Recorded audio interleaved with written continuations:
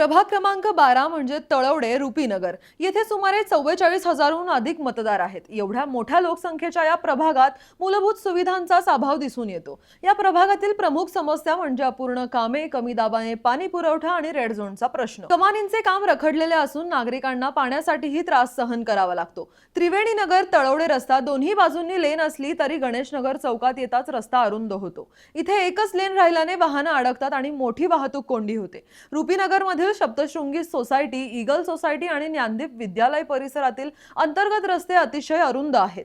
रस्त्यावरच वाहने उभी असल्याने पायी चालायलाही जागा राहत नाही। तळवडे चिखली शिव रस्ता अद्याप अपूर्ण आहे। हा रस्ता पूर्ण झाल्यास त्रिवेणी नगर तळवडे रस्त्याला पर्याय मिळेल आणि वाहतूक कोंडी कमी होईल असं म्हटलं जातंय। तळवडे परिसराचा मोठा भाग देहू रोड दारुगोळा कारखान्याच्या रेड झोन मध्ये येत असल्याने 80%हून अधिक बांधकामं अनधिकृत ठरतात। त्यामुळे नागरिक कायम अनिश्चिततेत असतात।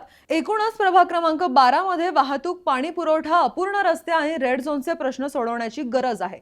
दरम्यान तुमच्या प्रभागात यंदा कोण नगरसेवक म्हणून निवडून येणार व तुमचा भावी नगरसेवक तुमच्या या सर्व समस्या सोडवेल का, ते आम्हाला कमेंट करून नक्की सांगा आणि पाहत रहा PCMC न्यूज।